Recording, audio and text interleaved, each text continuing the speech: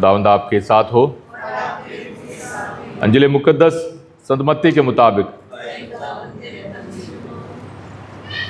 मत्ती के अंजिल उसका 10 बाब 37 से 42 आयत तक। यीशु ने 12 प्रेरितों से कहा, जो अपने पिता या अपनी माता को मुझसे अधिक प्यार करता है वो मेरे योग्य नहीं। जो अपने पुत्र या अपने पुत्री को मुझसे अधिक प्यार करता है वह मेरे योग्य नहीं। जो अपना क्रूस उठाकर मेरा अनुसरण नहीं करता वह मेरे योग्य नहीं। जिसने अपना जीवन सुरक्षित रखा है वह उसे खो देगा, और जिसने मेरे कारण अपना जीवन खो दिया है वह उसे सुरक्षित रख सकेगा। जो तुम्हारा स्वागत करता है वह मेरा ही स्वागत करता है, और जो मेरा स्वागत करता है वह उसी का स्वागत करता है जिसने मुझे भेजा है। जो नबी का इसलिए स्वागत करता है कि वह नबी है वह नबी का पुरस्कार पाएगा, और जो धर्मी का इसलिए स्वागत करता है कि वह धर्मी है वह धर्मी का पुरस्कार पाएगा। जो कोई इन चोटों में से किसी को एक प्याला ठंडा पानी भर इसलिए पिला दे कि वह मेरा शिष्य है, तो मैं तुम्हें विश्वास दिलाता हूँ कि वह अपना पुरस्कार से वंचित नहीं रहेगा। ये खुदा की पाक अंजील है।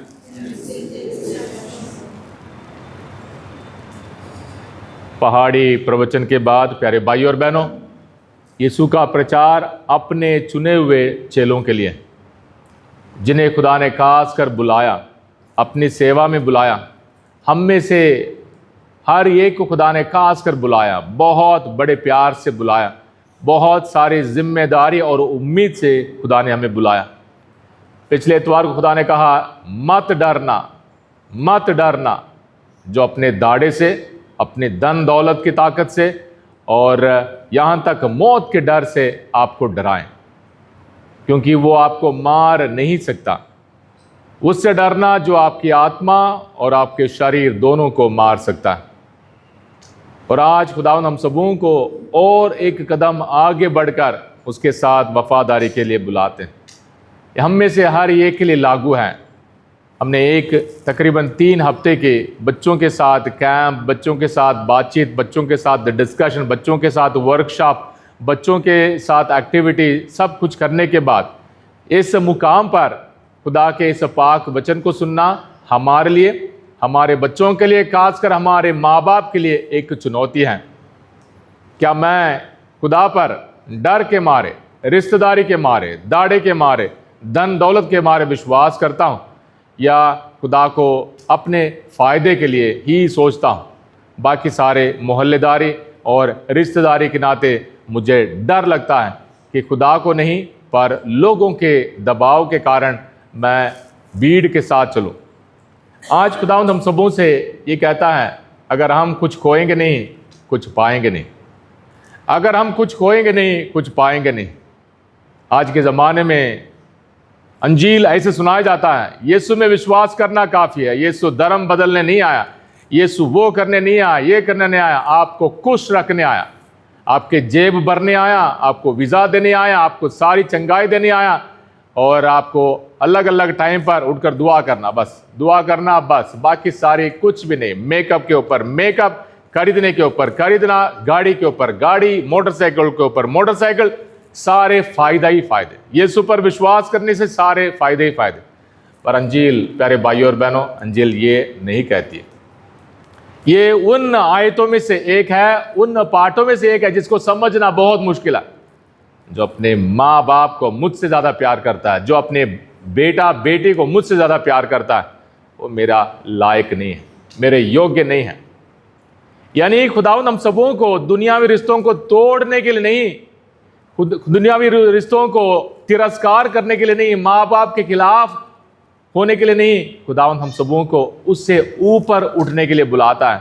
यानी खुदा की मर्जी, खुदा की योजना, हमारी अंतरात्मा, हमारी रूह खुदा का घर है।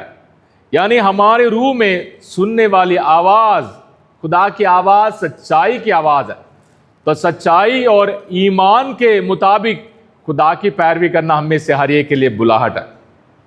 इसलिए हमें कुछ ना कुछ खोना है, सिर्फ पैसा खर्च करने नहीं, सिर्फ पैसा खोने में नहीं, पैसा तो हम खोते रहते हैं हर बात में, बच्चों के काम में, इसमें पैसा फूकते रहते हैं।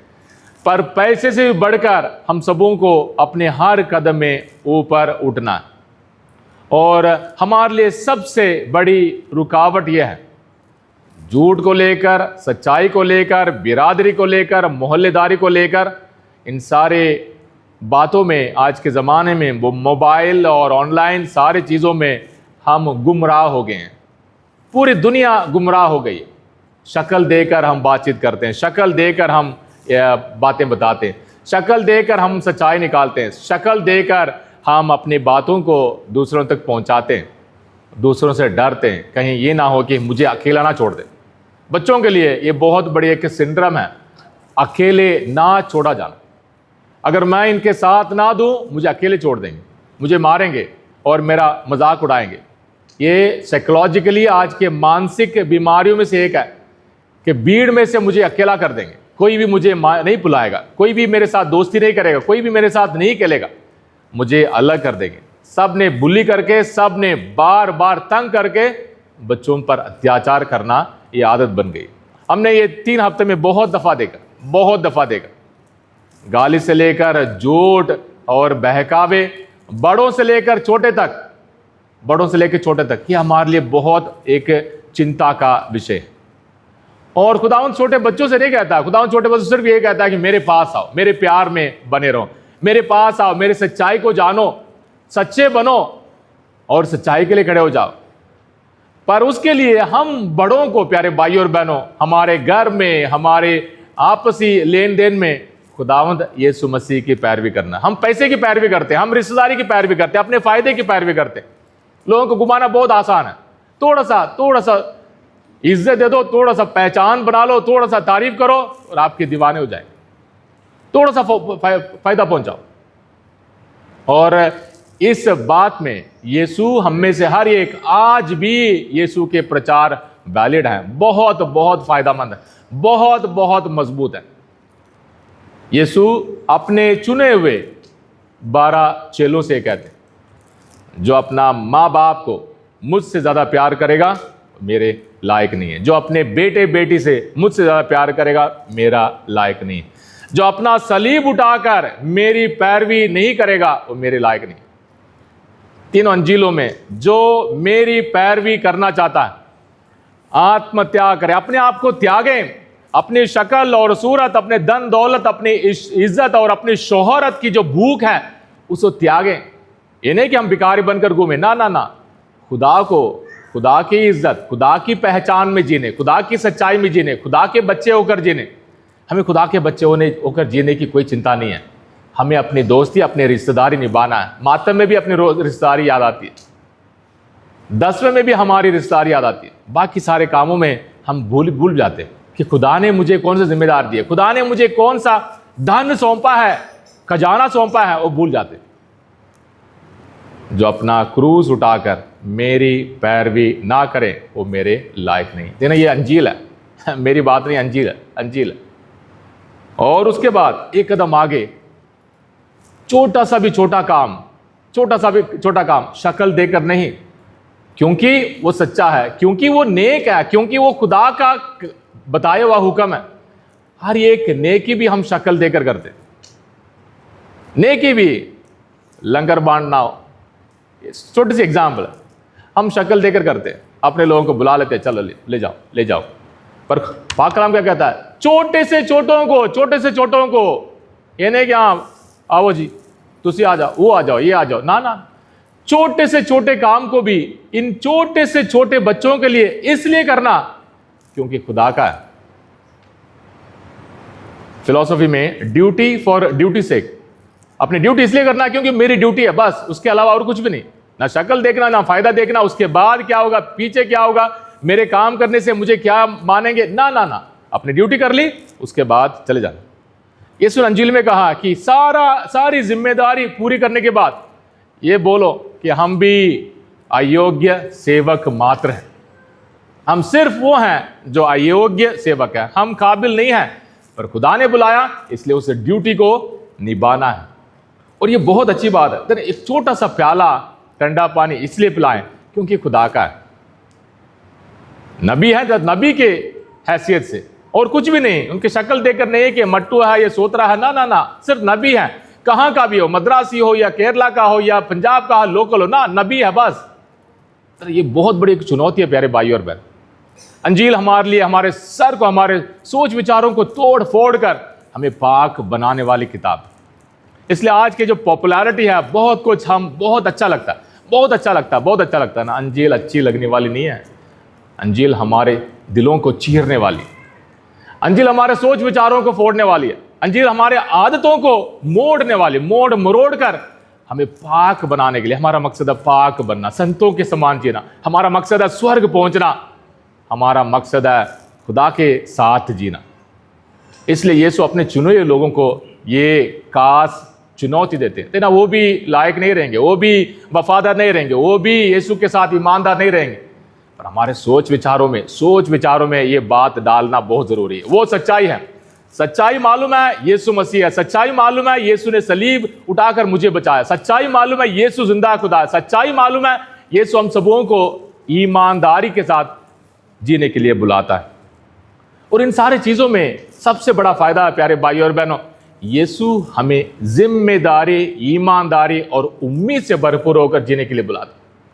इन्हीं की स्टेज में खड़े हो जाएं, सारे गिर जाएं, सारे अपने चमत्कार लेकर जाएं, ना ना, यीशु के शरीर के अंग बनने के लिए, यीशु के हाथ पैर बनने के लिए, यीशु की उम्मीद से भरपूर होने के लिए खुदावंद बुलाता है। पहला तिमोथी 2:5 में हम पढ़ते हैं कि एक ही मीडिएटर, यानी बिचौला सिर्फ एक है, खुदा के और हमारे बीच में बिचौला यीशु ही है, और बाकी सारे हम सब एक दूसरे को मदद करने वाले, एक दूसरे को धक्का देने वाले, एक दूसरे को उम्मीद देने वाले। हम उम्मीद नहीं देते, हम केकड़े जैसे एक दूसरे को खींच के डालते हैं। हमें सिर्फ गलतियों के ऊपर गलतियां दिखा देती है। और हम सब यीशु के समान सिफारिश के लायक हैं। सिफारिश करने के लिए खुदा ने हमें बुलाया। हम कितने बार एक दूसरे के लिए सिफारिश करते हैं ना, वो फलाना मेरा रिश्तेदार है तो उसके लिए वो काम करो, ये मेरा बेटा है, मेरी बेटी है, इसके लिए करो, वो मेरे साथ जाती है, मेरे साथ जाता है, इसलिए ना ना ना। खुदा के बच्चे होने के इज्जत, खुदा के भाई बहन होने के इज्जत में जीने के लिए खुदा ने हमें बुलाता है। कोलोसियों के नाम संत पौलुस के पत्र में उसका 1:24 में संत पौलुस कहता है, ये ना बड़ी अजीब सी बात है, बहुत बड़ा भेद है, कि मैं अपने शरीर में जितना भी दुख दर्द सहता हूं, और खुदावंद यीशु मसीह के उस रूहानी कलीसिया में जो कमी रह गई है उसे पूरा करने के लिए मैं सहता हूं। अपने शरीर में हम कौन सा दुख दर्द सहते हैं, कलीसिया के लिए कौन सा दुख दर्द सहते हैं, अपने पैरिश के लिए कौन सा दुख दर्द सहते हैं। थोड़ा सा पसीना हमने एसी लगा ली, थोड़ी सी परेशानी है, हम थोड़े से दो बूंद पानी गिरा, हम घर में बैठ गए, बारिश है, हमने जाएंगे। अपने शरीर में एक दूसरे के लिए कौन सा दुख दर्द सहने के लिए तैयार है। जना बहुत बड़ा एक भेद है, बहुत बड़ा भेद है। No pain no gain. अगर हम कुछ खोएंगे नहीं, कुछ पाएंगे नहीं। बच्चों के लिए माँ बाप कितनी परेशानी सहकर, दुख दर्द उठाकर, किस्त पे पैसा लेना, उससे पैसा लेना, इससे पैसा लेना, ताकि मेरा बेटा मेरी बेटी कामयाबी के रास्ते पर जाए। हम अपने शरीर में जो भी दुख दर्द सहेंगे वो यीशु के शरीर के लिए फायदामंद है। लेकिन यीशु के शरीर में कोई कमी नहीं है। पर यीशु का शरीर क्या है? कलीसिया है। कलीसिया के अंदर बहुत सारी कमी है, फूट है, नफरत है, फादर पापी हैं, सारे हैं। पर इन सब में आपकी दुआएं, आपकी कुर्बानी हमें पाक बनाने के लिए, खुदावंद यीशु मसीह के साथ जोड़ने के लिए फायदामंद है। और उसके बाद हमारी इज्जत क्या है ना, ये सबसे बड़ी चीज है जिसे हम बहुत बार समझना नहीं चाहते।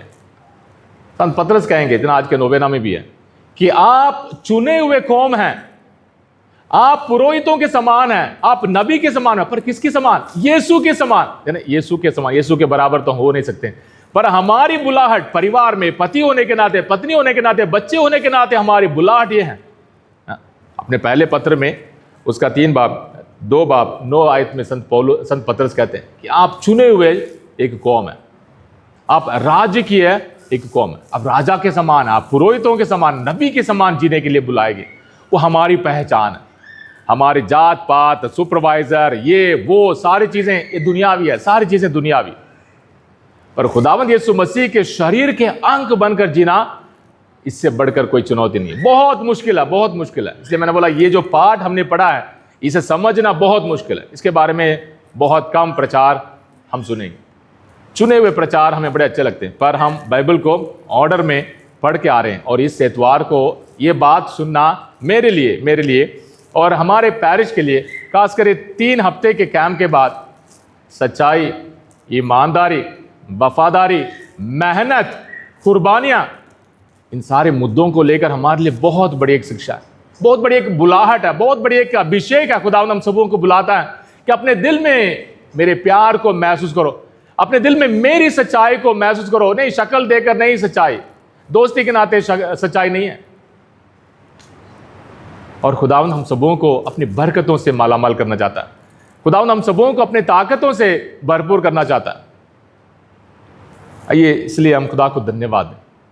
खुदा से कहें, प्रभु बहुत मुश्किल है, मैं अपने माँ बाप उस सोच विचार से ऊपर उठना मेरे लिए मुश्किल है, अपने बच्चों के उस सोच विचार से ऊपर उठना मेरे लिए मुश्किल है, मुझे कुर्बानियाँ देना बहुत मुश्किल है, मुझे सलीब उठाना बहुत मुश्किल सा लग रहा है, पर मैं स्वर्ग पहुंचना चाहता हूँ।